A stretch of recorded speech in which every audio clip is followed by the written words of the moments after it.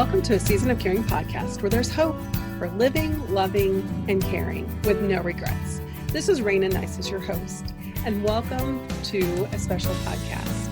Today, I wanted to take a few moments to just address the crazy that we're living in this world today. How did things get so crazy so fast? Boy, when I think about how difficult it must be to be a family caregiver right now, my heart breaks for you. It really does. When I think about being separated from a loved one who might be in a care facility, assisted living, that you're not able to go visit, your schedule is not able to stay the same with them. Gosh, I can't even imagine how hard that is. I wanted to take some time today to just tell you, I see you. I understand the heartbreak that you have right now. And I just want to encourage you. I want to give you hope and encouragement that this is not forever. You're going to make it through this. You know, the thought of being separated, it just breaks my heart. I can't even imagine what it's like to want to be there, to offer a hug of comfort, to want to be able to just sit and hold hands, to just reminisce and do what you've always done together during your visits. Those of you who are facing transitioning end of life times with your loved one right now, I just can't even imagine. And for the professional caregivers that are loving our loved ones in place of us right now, we're so thankful.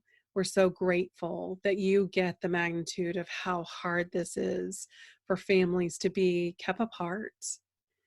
And for you caregivers who have loved ones in your home and are concerned about bringing this virus home, I see you. I understand how hard this is to know what the right thing to do for your family is. And I just wanted to take a few minutes to just say, I'm sorry. And I know it's hard. I really do. I love seeing the pictures of people visiting through the windows and the video chats that are happening. It makes my heart happy to see that there are ways to communicate and to reach out, but I know that not every family has that opportunity. Not every loved one can use those devices. Oftentimes, as we are feeling this uncertainty, we know our loved ones have to be feeling it as well. They might not understand what's happening, but they feel our stress. And I know that this is hard on all of you. And I just want to say, I'm sorry. I'm here for you to support you and to listen, to encourage, and to offer hope. There's many good things happening in this world today in the midst of all of the crazy. The love and the support that others are giving each other warms our hearts. And I hope that you are finding the help that you need in this season as a caregiver. I had 3 simple little tips I just thought I would offer in this unique season. The first one is to know and understand that fear actually is normal. In fact, we are hardwired to have fear. It is a part of our DNA. Fear was created and designed to protect us. It kicks in when there's feelings of uncertainty. It's normal. It's a normal reaction to all of the crazy in this world. The key is that there can be normal fear, which moves us into action to protect ourselves. And then there can be fear that's paralyzing. And a paralyzing fear doesn't benefit us. And it really isn't what fear is designed for. Fear is designed to kick us into action, to do what we need to do to survive. So if you find yourself experiencing that paralyzing fear, I want you to stop and ask yourself a few questions. What exactly are you afraid of? Nail it down. Write it down if you need to. Stop and consider, what exactly is causing me to be so afraid? Once you've identified that, then I want you to ask yourself, how likely is this to happen? Oftentimes, paralyzing fear actually comes from made up stories in our head. It comes from us playing out scenarios that really are not likely to happen. Is this virus real? Definitely.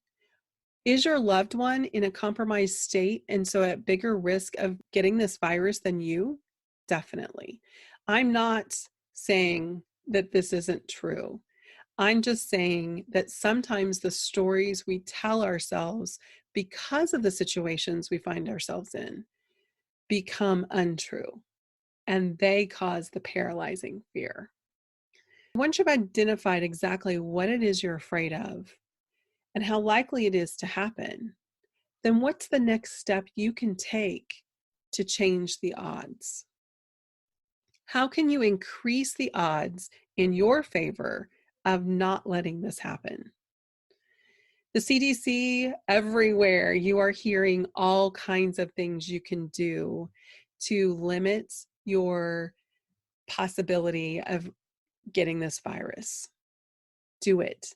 Take action today. Do the things that we're being told to do to keep you and your loved ones safe. That action will help to quiet your fears. If your fears are paralyzing and unrealistic, put them aside. Find the things you can do now that can help you to protect yourself and your loved one. Tip number 2, limit your media intake. Gosh, right now, watching the news is overwhelming for everyone, much less for a caregiver who knows that their loved one has more risk than others. Take the time to set an alarm, turn off the news, and turn it back on when the alarm goes off.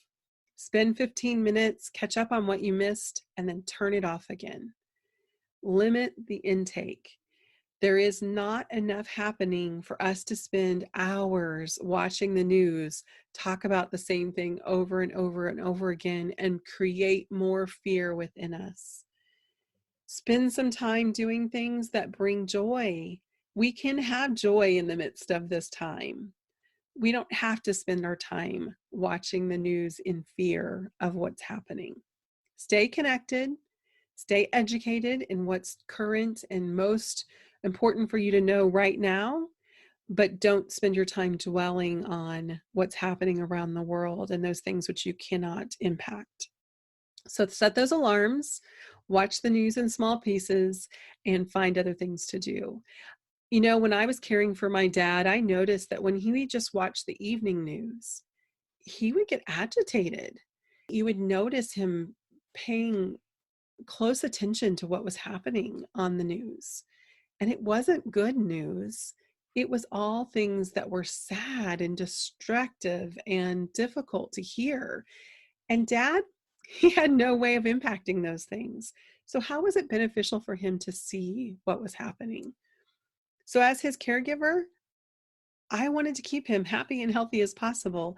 And seeing what was happening in the world today was not falling in that guideline. So I ask our other caregivers, please give him the newspaper, only the sports section, only the funnies, just the things that would keep him encouraged and engaged, but not the things that he would sit and try to think about and problem solve and process and understand how the world could be as it is today. So consider your loved one. How is your loved one doing with the media and hearing all of these things that are happening in the world today? Is it helpful for them to hear and see and be bombarded with all of this information? I would imagine you would agree with me. It's really not. So change the channel, engage them in something right here and now. Turn on some music, laugh, dance, be silly, work a puzzle, do something to engage ourselves in the moment and not in the media. Tip number 3 is to stay connected. You know, as a family caregiver, your life is pretty isolating as it is. In fact, what's going on in the world outside your walls might not be impacting your schedule that much at all. I'm hearing over and over again on support groups, in chat rooms, people saying, gosh, I've been isolated or I've been in lockdown for the last 7 years. It's definitely something we're used to, that isolation, compared to many people who go to work and do things outside of the home every day. But remember that sometimes being told you can't leave is a whole different ballgame. And so that can feel really different as well. So I want to encourage you, if you're feeling even more isolated, or if you're feeling a lot of paralyzing fear or concern, or just overwhelm with everything that's happening in this world today, reach out. Reach out for support. Make the phone call. Remember, your friends might not be at work like usual. There might be some free time for people because they are at home and not as busy as usual. So reach out and just talk it through. Having someone that can listen and offer encouragement and just be there for you really can make a big difference. So get connected. I would love to be someone that you connect with. If you are needing someone to talk to, I've created a special web page at aseasonofcaring.com/let's talk. And on that page, you can find places where you can schedule 30 minutes for us to visit and just have a little coaching session. Honestly, coaching is about hearing your heart and letting your own voice be heard. And the opportunity for us just to listen, for me to listen to you and your concerns and encourage your hearts. I would be honored. I would be honored if you would just give me an opportunity to do that with you today. I've created 30-minute spots, no obligation whatsoever. I just want to serve you. However I can support you in this crazy, unique season, I want to be here for you. So feel free to hop online and schedule a time for us to visit. I look forward to supporting you and encouraging you in this season. Our regular Season of Caring chat time is scheduled. It's coming up next week. I'm going to schedule some additional times for us to hop online via Zoom, which is a video conferencing platform, and just share where we are, what we're feeling, how it's going, in a non-judgmental opportunity to just talk to some others who find themselves not only in the middle of this crazy, but caring for someone who is more at risk than the average person. There's a deeper burden with that, I know. And so I want us to get together and have that opportunity to share and to support each other and just encourage each other in this season of crazy. So I hope you have found these 3 tips to be helpful. Remember to know that fear is normal, but action is what helps to stop our fear. Limit your intake of media, stay engaged, but don't spend all your time dwelling on what's happening in this crazy world today. And third, stay connected. Reach out, connect with people. We're all here to support you. And I would love for you to join me in a couple of the different times that I have available to support you as well. Just a reminder, A Season of Caring podcast is created to support family caregivers. If you have financial, medical, or legal questions, reach out to your local professionals. Thank you for joining me today, and take heart in your season of caring, even in the midst of this unique season.